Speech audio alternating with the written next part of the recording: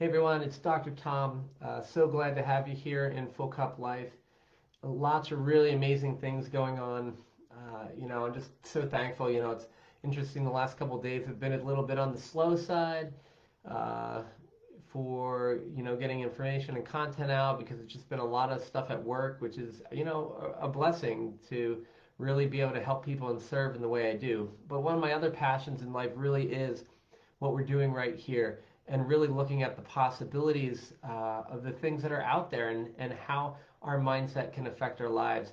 And so, one of the things I posted today on my Facebook page was a quote by James Thurber, and it is better to know some of the questions than all of the answers. And what's really interesting about this is I actually chose this as my high school quote. You know, I didn't, I was kind of a little bit on the serious side then. Um, you know, I was kind of thinking, what am I going to do for the high school yearbook? I had been someone who through high school had done really well with my studies. I also was someone who did really well in sports. So I kind of was bridging the gap between sort of like the nerdy book group and the scholastic people, as well as sort of the jocks. And it was to the point where one of my teachers in AP history actually was grading me based on the fact that what I was doing and achieving in hockey, and actually told people she thought I was a dumb jock just because I was kind of me in class and I was goofball, but I still got really good grades, except for her. It was kind of an interesting thing. And actually, when I hit the button to go live today, I didn't think I was going to be talking about that. But the thing about high school is really interesting is I was trying to think back, and I remember one of the guys in the year before me, was a jokester, and he came up with this really cool little saying, and he's like, my parents, my teachers, they gave me the tools. So look out, world, I'm opening a hardware store, right? And back then I was like, I really wanted to just be a goofball like that, but I was also a little bit on the serious side. And when I didn't really know what to do, I came up with this James Thurber quote. And so it was one of these pieces where it spoke to me, but I didn't know why. It spoke to my heart and also to my mind. And I was like, intellectually, I said, what? It kind of makes some sense. It would be better to ask a high quality question so that I could get to the point of something and really be able to figure out how it worked or what, and then I could come up with an answer rather than listen part way and come up with a whole bunch of different answers that may or may not actually be accurate because I don't even know what the heck is going on. And back then it was just kind of like, let's get our homework knocked out, let's get the grades so that they'll get people off my back so that I could go play sports, go play hockey, go rollerblading, go skateboarding, and whatever that kind of stuff. But it's interesting because it goes so much deeper than that. And I don't think at the time I knew it. I think it was like it resonated with me. So internally I knew it was important, but it's more like my heart knew and my emotions knew, but my conscious mind wasn't really clear. And as I look back on it, I think there's a lot of really good. I'm so thankful that my body was, that my emotions were telling me this. My heart said, look at it, because when you look at it, it's like, it's really pointing us in that direction of if we actually know what the question really becomes, what do we want, right? So rather than coming up with all the how to do something, the question really becomes, what the heck do you really want, you know? And what in your heart do you want? So as I look back on this, I'm like, man, knowing the right question, Tom, what is your goal? What is your dream? What do you really want? Would be so much more helpful than just answering a bunch of random questions and doing the next thing in front of me, right? It's almost like whack-a-mole. It's like, oh, what about this? Oh, what about that? What about that? And I would just answer questions. Or I should say, I would come up with questions, and half the time I didn't even know what the question was. Or if it was a question, maybe it wasn't the right question, because realistically, how many things come at you throughout the day that really are not necessarily something that's all that helpful for you? Like, it's like, yeah, you got to get it done, but it's just like, it's almost here and there and there and there, going back to the whack-a-mole sort of thing. And, there's this old adage in business where, 80% of your revenue comes from 20% of your customers. And on the flip side of that, one of the things that you can look at is say that 80% of your results come from 20% of what you're doing. So what I would suggest is that there's a lot of extra in our lives that we could lay down or put aside. Or there's some things in our lives that we need to do that we have to be working on, but they're not getting us, they're not what you would call needle movers. So like doing your laundry and eating dinner and stuff. I mean, if you have a major health thing and you're doing a special diet, yes, that's a big needle mover. But for most of us, doing the dishes, making our bed, doing the laundry, they're cool. They might be de-stressing at some point for some people. But are they really moving needles towards our big goal? I would suggest that a lot of times they're getting us through the day or through the week. So when we look at that 20% that's really going to lead to 80% of our results, that's where we need to apply this. We really need to ask that good question.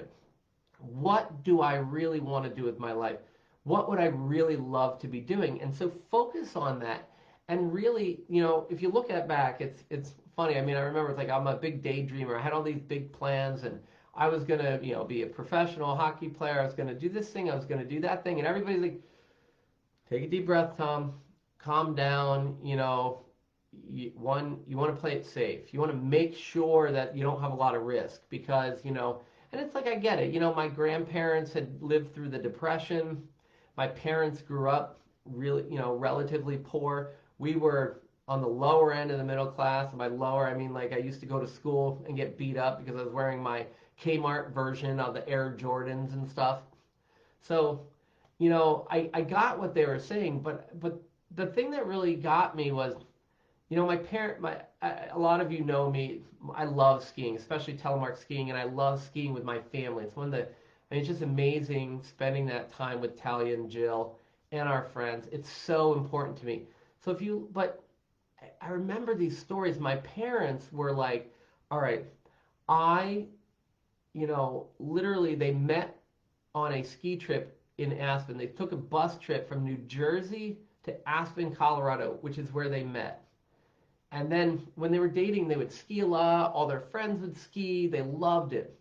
They got married. All right. My mom was like, oh, I'm married now. Skiing's expensive. I'm going to stop skiing. So my dad would continue to ski. But then when they had kids, they stopped skiing. I'm like, and I'm like, well, why'd you stop skiing? They're like, oh, it's too expensive. I'm like, but from all the stories I had heard, this was like one of their true passions that really allowed them to express themselves outside of work, right?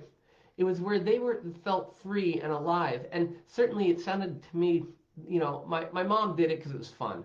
My dad, it was his passion. And it was like as he got further and further away from that, he loved doing stuff with his kids, but man, I just saw that eat at him because he wasn't living his passion. So the question becomes, what would you love to do? Right? What would it really be? And allow yourself to daydream. Don't do what happened when I was a kid where they're like, Tom, oh, don't be doing that. Focus on your work. Focus on your work. Play it safe. Play it conservative. Well, you know what? Not focusing or not dreaming. You have to focus at some point. But what are you focusing on? Somebody else's dream? Figure out what the hell your dream is and focus on that. And you need to give yourself time every day, yes, every single day, to just let your mind wander a little bit. 5 or 6 minutes even is good enough, right? Lots of times, a lot of my mentors have said, give yourself white space. Give yourself a half an hour to take a walk, go for a ride, just anything that's for you. Put on some music, have some tea, allow yourself to daydream. And the process of daydreaming is to allow you to open up your mind to the infinite and really channel who you are as a divine being and allow this inspiration to come to you. It's also an amazing way to de-stress. So everybody's like, COVID. I need to de-stress. I need to get my immune system up, Well, de-stressing is a way you get your immune system up. Calming down and relaxing allows your immune system function to be better. It allows you to sleep more easily. It allows you to have more meaningful relationships in this particular situation. for me, it's really important to give myself time to daydream. And if you give yourself 5 or 10 minutes to daydream, you're going to be in really, really good shape. And it's amazing what it does to you, because then you can start going, what is the question that I need to answer? And I would suggest that that question is, what would you really love to do? What would you love to do in your business or your work? What would you love to do in your family and your relationships? What would you love to do personally? And what would you love in your health? So the only way to really know is not to just answer the question, right? It's not about just answering. It's about pondering the question and coming up with that really good question. And when you think you've got that answer to what would I love, you go, would I really love this? What would it feel like in my life if that already happened? And then you ask yourself the question, does that open your heart? Right? So if I go, hey, I would love to go telemark skiing 5 out of every 7 days in the season for at least 4 hours, preferably in the morning so I get the fresh snow. Then you go, would I really love this? How would that impact my life? Like literally my hair is standing up all over my body and I'm ready to go skiing. Like I would love that. But for some of you, you might be like, no, that's not really what I want. I know a lot of people who, if they had 1 hour a day to curl up in a blanket on a comfortable chair or sofa and read a book undisturbed, that would be music to their ears. I mean, they would just, their heart would open. They take a nice deep breath, and they're passionate about it. Other people want time to play their musical instrument. You know, I love playing guitar. I would love to be a virtuoso at the guitar. But what I really love doing even more than that is getting out there and using my body to express myself through movement. So I play guitar fairly well. If I spent more time doing it, I'd be even better. But when I ask the question, does that make my heart sing? I'm like, it does. However, there's also this other thing that makes it sing even more. So I have both. But the thing that makes my heart sing the most is what I focus my most energy on. When I'm focusing on this work that we're doing here together and talking about how, instead of, the question is, oh, what's the answer? Half empty or half full? Well, really, I think it's a whole completely different question. How do you want to live? I want to live with my glass full. I want to have a full cup, and I want it to overflow with amazing, passionate things. And I want to share that passion with you so that it can help you change your lives and really live your passion. I grew up going, why doesn't everybody live their passion? Why don't they do what they truly love? And I was always frustrated because everybody around me is like, you can't do that. Why don't you do that? And eventually I'm like, wait, why don't I live my passion? And really, I mean, the thing you need to do is to live your passion. And for some of us, we want to make our passion our work. And that's awesome. And other people are like, hey, I'm enjoying my job, but you know what? I need to spend 90 minutes a day on the thing that really gets me going. And that's cool too. It doesn't really matter. It doesn't matter what Tom thinks about what you're passionate about. As far as I'm concerned, if you're not harming somebody else or doing something damaging to them or the planet, focus, do what you love. But I mean, ask yourself, is this really my purpose on the planet? Is this the thing that really just provides me with so much joy? Like, in a few moments, I'm going to be leaving the house, and I'm going to surprise my daughter, go pick her up and take her out. And we're going to go to the reptile store. It's a new one that I found. I barely told her about it, but we love our dogs, we love our cats, and we also have snakes and geckos, and that's something she's very passionate about. So I'm going to surprise her and go there. Now, I need to go to there to pick some stuff up, but I'm making it into something that's even more, and it's a surprise, and we're going to do a father-daughter thing, and man, I can't wait. My heart is just like so open to this, and it's just making me feel so alive, and so I'm doing that, leaving around 5 o'clock in the afternoon, so I'm going to have to do a little more work this evening to make it happen. But when it's important, you make it happen. So ask yourself the question, what would I really love to be doing? Is that really, truly what I would love to be doing? And then start doing it, right? And so I wish everyone an amazing afternoon. Check out the James Thurber quote. I'll post up the picture because I put it on a photo over a lake and with some sun and some mountains. If you notice, there's a little bit of snow in the background on the mountains, so got one thing on my brain, for my spare time. So go out, live a passionate life. I'm so excited to be chatting with everybody. And I feel so honored to have everyone in the group. I hope this is really helpful. Any questions, post below, and please let me know what is the answer to what is your question to yourself that really gets you to that place of what would you love?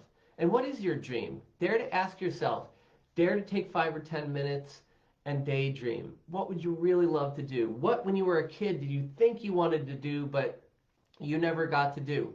Maybe you could do that now. I mean, I know so many people. I'm just thinking Mary Morrissey. She talks about her mom, in her 80s and early 90s, made a huge life shift.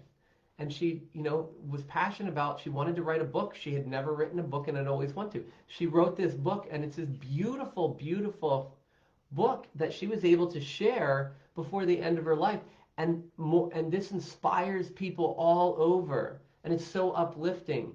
And it was like, even in your late 80s and early 90s, you can do something that's so impactful on the whole globe. And also, most importantly, that it's impactful right here. And so it's never too late to dream. And if you're going through a health thing, maybe that's your main focus. So what I would suggest then is go, what am I dreaming about, right? What would my dream life look like? And leave out the sickness, leave out the recovery. When you're fully recovered, what are you doing? And then not only what are you doing, but ask yourself, why am I doing it? This really gets it, because it's like, even for me, why am I skiing? I could be doing so many other things, and why am I skiing? I know the answer to that for me. Ask yourself, why am I doing what I'm doing? Because there's usually something deeper. A lot of people, they don't want to have joint pain. Okay, well, that's not really all that inspiring to most people. That's going to help you day after day, week after week, month after month, make the changes. But why do you want to not have joint pain? Maybe you want to go skiing with me. Maybe you want to ride your bike.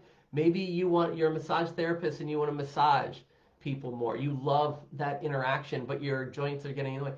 Maybe you have kids and grandkids that you want to spend time with and you need to be able to get up and down. Maybe you want to be able to take your dog for a walk. I don't know, but what is it? What is the thing that you see yourself doing when you're beyond your current challenge? Let that be your goal and really get so deep into the why. Feel the emotions of being able to do it. And that's a goal that you want to focus on. Write that one down. I'm so happy and grateful now that write that down and look at that multiple times a day. In fact, write it 10 times in the morning, write it 10 times at night, and that'll really help. So anyway, I could go on all day about this. I was thinking about making it 5 minutes. It's looking like it's a little more like almost 20. So thanks so much. It's an honor to be with you guys. Any questions, post them below. And till next time, love you guys and have an amazing day.